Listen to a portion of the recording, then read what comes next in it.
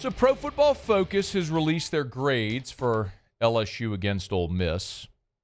And I'll give you the caveat that I always do. Pro Football Focus is a metric. It's not the metric. It's just something to consider because you and I typically, when we're watching football, we watch the ball. The quarterback throwing it, the running back running it, the receiver catching it, the person making the tackle, that sort of thing.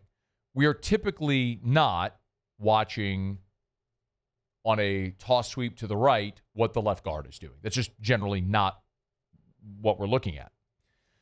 Well, Pro Football Focus does. So it's a good way to kind of take and assess everything that they see. For Ole Miss, against Ole Miss offensively, 5 of the top 6 graded players were receivers. That's a problem. On a day when you put up 200, what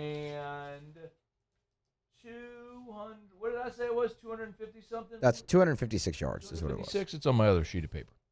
On a day when you put up 256 yards offense and 5 of your top 6 graded players are receivers, that's a problemo.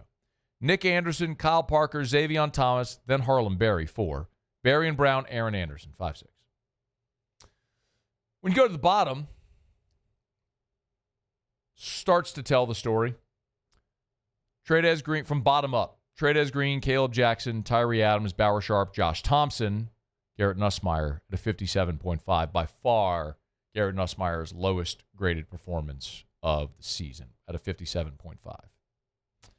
And you throw a bad interception, you have 2 turnover-worthy plays. It's gonna play out like that. So for what it's worth, if you look at Nuss for the season on his grades so far, his offensive grades, Clemson was a 67. Tech was a 78.8. Florida 76.9. Southeastern 92.3. And then a 57.5. Giant outlier. His worst game by a mile. And it showed. And it hurt your offense. But when you peel back the layers of the onion, you look at the blocking grades, and this is kind of what tells the story of the game for LSU. Your pass blocking actually wasn't awful by a couple of guys. Cohen Eccles graded at 84.6. And Carius Kern was at an 80.5. Not bad. I mean, on 41 pass blocking snaps, Carius Kern allowed 1 pressure. He was good at right tackle. Pass protection. Josh Thompson was at a 64. Paul Mabenga was at a 62. Braylon Moore was at a 59. Here's your problem. Tyree Adams was at a 39. Rough day for Tyree Adams. And then when you look at the run blocking grades, this is abysmal. Kern a 42. Eccles a 55. Adams a 57. Mabenga a 57. Thompson a 59. And Braylon Moore was your highest graded lineman with a 62 run blocking grade. What's your problem? That's your problem. You struggle to run behind that offensive line, so you abandon it. You don't even try. It's the thing they've got to get fixed and do so in a hurry. And it's really disappointing because you have talented guys. And I know it's easy to blame play calling, and I'm not absolving Joe Sloan. He's the one ultimately that's choosing not to have balance in the offense, and that's a problem. That falls squarely at Joe Sloan's feet. You look at the 2-point conversion play, which is brutal. It's a terrible decision.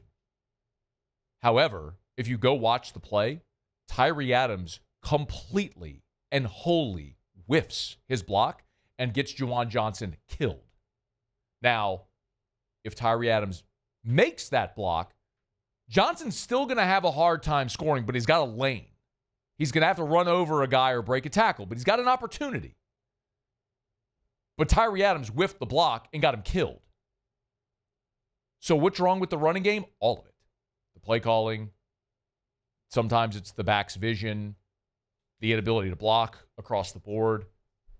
It's all a mess right now.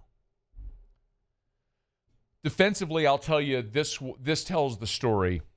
Your secondary was awesome in this game, and you're going to look at the stats and say, huh? But when you realistically look at it, where Lane attacked LSU was not at your cornerbacks and safeties. A.J. Haulcy, P.J. Woodland, Mansour Delane were your 3 highest-rated defenders. At the bottom, Buddy Mathis, Devon Keys, DJ Pickett, Deshaun Spears, West Weeks, Dom McKinley. It was the young guys. They targeted Pickett when he was in the game, drew a PI. They targeted Devon Keys. His coverage grade was a 45. Pickett's coverage grade was a 47. Spears' coverage grade was a 49. They went after Lane schemed mismatches with LSU's ends and linebackers. And that's because he's a great coach. He's a great offensive mind. That's objectively true. That's no one can argue to the contrary. The question with Lane Kiffin is if he can ever get his team over the hump to win a championship.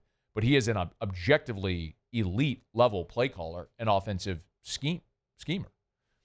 And he schemed a lot of mismatches for his team, which does not have true game breakers, but he found mismatches. And it's how they were able to move the ball consistently the way they did. But even still, despite being on the field for 84 plays, despite being on the field for 84 plays, you allowed only 24 points. Considering what they were up against, it was a hell of an effort by the defense. The offense could have found a way to score 30 against one of the worst defenses in the SEC. You win that game. That's what else you got to figure out. Hey, thanks so much for watching. Please leave your comments. I love to interact. And be sure to hit the red subscribe button below.